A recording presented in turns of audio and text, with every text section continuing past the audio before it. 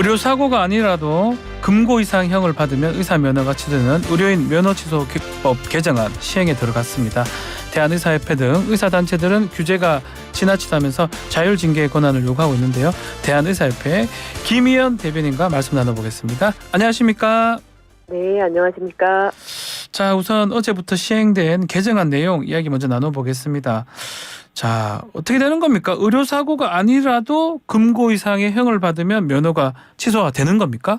네, 그렇습니다. 위반한 법령의 종류와 무관하게 예. 그 형벌의 그 정도, 실형, 집행유예, 선고유예를 받으면 의료인의 면허가 취소됩니다. 여기에 의료인은 의사뿐만 아니라 예. 치과의사, 한의사, 간호사, 또 간호사분들 중에 많이 하고 계시는 조산사까지 포함됩니다. 그래서 예를 들자면 교통사고로 집행유예를 선고받거나 예. 네, 운영을 잘 못해서 돈을 못 갚을 경우에도 집행유예를 받을 수 있는데 그럴 경우에도 의료인의 면허가 취소될 수 있습니다.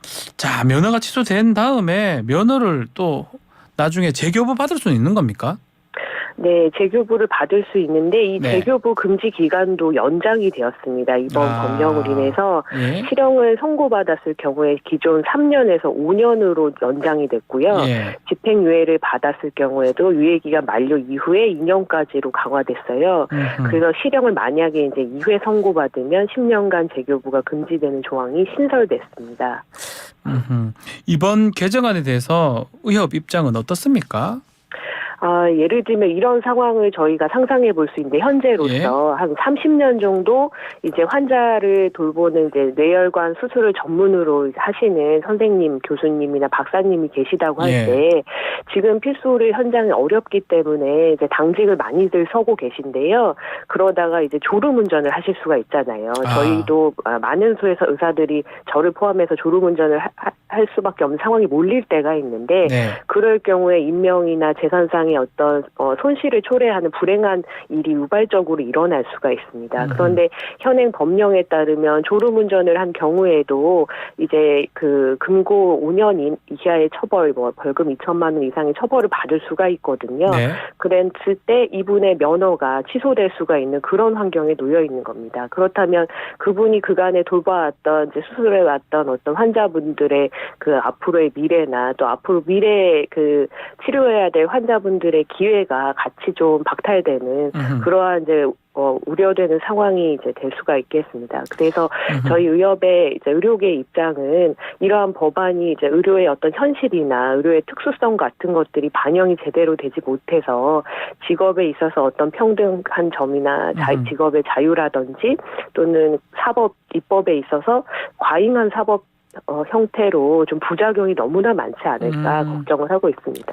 변호사도 비슷하긴 하거든요. 변호사도 만약에 집행유예 받으면 집행유예 이후에 뭐 2년인가 지나야지만 또 다시 변호사업이 가능한데 요거 다른 전문직도 이미 이제 이런 유사한 규제가 있는데 의사에게도 이제 같은 기준을 적용해야 된다. 그런 취지에서 이제 나왔던 것 같은데 그 부분 어떻게 보십니까? 네, 그 국민분들이 이제 여러 범죄적으로 보도된 사건들에 대해서 크게 걱정하시고 이런 범죄자들이 좀 엄벌을 받아야 된다 이러한 이제 우려 때문에 사실 의료계 내부에서도 이런 이제 특정 강력 범죄나 성범죄 이런 분들의 처벌을 엄격하게 하기를 원하거든요. 그래서 정상적으로 기능하고 정상적으로 진료를 하시는 분들과 좀 분리해서 좀 보기를 원합니다. 그런데 이제 법 쪽에는 이제 법을 다루는 이제 업무의 특수성이 있으시잖아요. 그래서 다른 전문직과 또 다르다고 볼 수 있겠고 의사를 포함한 치과의사, 한의사, 간호사, 뭐 조산사 이런 분들의 업무의 영역은 사실은 의료에 한해서 이제 그 면허 범위가 주어지는 것이기 때문에 의료라고 하는 특수한 기술과 관련된 부분, 환자와 돌봄과 관련된 영역과 또 이제 범죄라든지 아니면 사법적 처벌이라든지 이런 부분을 담당하는 이제 법조의 영역은 특수성이 좀 다르다고 말씀드리고 있습니다. 자, 지금 그 면허 결격 관련해서 여당에서는 강력한 뭐 성범죄 이런 것만 좀 해야 된다. 축소해서 개정안을 발의를 했거든요. 이건 어떻게 보십니까? 네, 앞서 말씀드린 것처럼 사실 이제 뭐 기존에도 아청법의 적용도 받고 있고 네. 중한 경우라고 하더라도 이제 뭐 이렇게 의료의 그 직무 특성하고는 좀 멀다고 이제 헌법에서 또는 이제 그 법제처의 입장이 있기도 하지만은 예. 국민분들이 걱정하시는 부분이나 의료계 내부에서도 이렇게 강력한 범죄라든지 성범죄를 저지른 그 인구에 대해서는 면허 결격 사유로 추가하는 부분에 대해서 저희가 잘 고려해서 수용을 해야 된다 이런 입장도 굉장히 많이 이제 나오고 있습니다. 그 자율 징계 권한을 이제 달라는 것 같은데 이걸 주면 또 괜찮은 겁니까? 의협 입장에서는? 네, 자율징계라고 하는 부분은 이제 글로벌 스탠다드라고 할 수 있는데요. 사실 이제 미주나 유럽에서는 100년 전부터 하고 있었고, 예. 또 이제 아시아나 아프리카도 2차 대전 이후에는 이제 자율징계를 시행한 지 50년이 넘었습니다. 그 이유는 이제 그 의료 영역에서의 어떤 범죄적 행각이라든지 비윤리적 행위는 의료계가 가장 잘 빨리 감지를 할 수 있고 예방을 할 수가 있거든요. 아하. 지금 현재는 이제 의협이나 의료계의 어떤 자율징계권이 없기 때문에 저희가 어떤 조사에 관련한 권한도 없고 직접적으로 제재를 할 수 있는 방안도 없습니다. 예. 그래서 비윤리 행위나 범죄 행위가 감지됐을 때 빨리 중단을 시키고 이 사태를 좀 조기에 좀 중재를 하고 싶어도 사법적인 판단이 나오기 전까지 또는 복지부의 판단이 나오기 전까지는 저희가 두 손 두 발 들고 있어야 되는 상황이거든요. 그래서 이런 그 상황의 어떤 문제점 때문에 선진 국가들이든 심지어는 아프리카에서도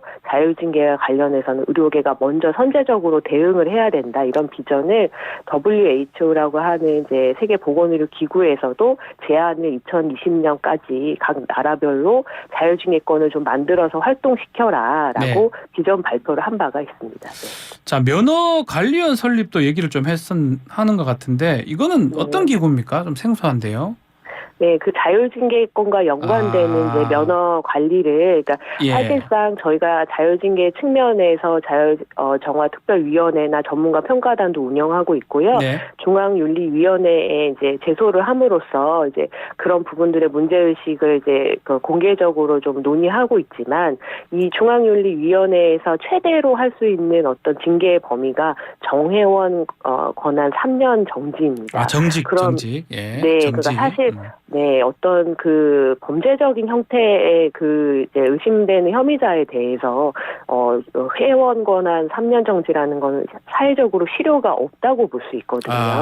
네, 그래서 그와 관련돼서 어떤 면허의 제재를 가해서 그 부분에 관련한 더 이제 비윤리적인 범죄적인 행위를 멈추기 위해서는 면허관리원이 있어야지 그 부분이 실효적으로 좀 작동할 수 있겠다 이런 말씀을 계속 드리고 있습니다. 자, 그리고 지금 정부가 이 수요조사 결과 발표를 2차례 연기를 했는데 이 의대 정원 확대 얘기입니다.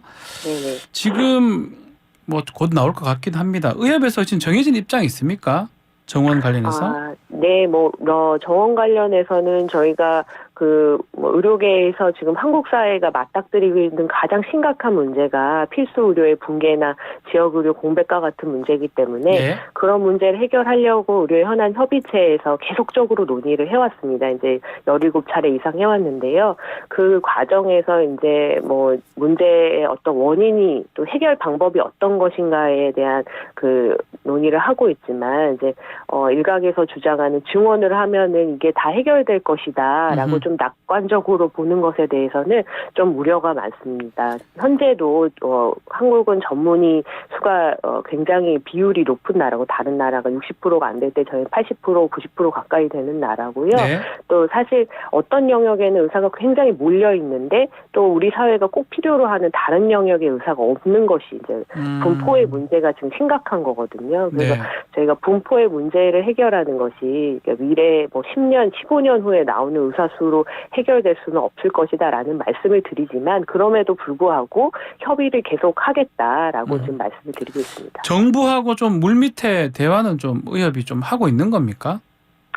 네, 복지부와 지속적으로 계속 논의를 하고 있고요. 저희는 사실 이게 국민분들이 이제 미래 사회에서 미래 세대와 함께 그 감당해야 될 전체 보건의료 비용과 관련된 것이거든요. 예. 의사들은 본인들의 환자가 적절하게 꼭 필요한 치료를 받기를 원하시기 때문에 전체 비용에 대해서 어떻게 적절하게 쓰여지는지에 대해서 굉장히 민감하고 중요하게 생각을 하고 있습니다. 그래서 그런 부분은 당연히 정부와 논의를 해야 되는 부분이라서요. 이게 비용이 적절하게 예산이 추계가 됐는지 또 적절하게 사용될 것인지 이런 부분들은 반드시 논의를 해야 됩니다.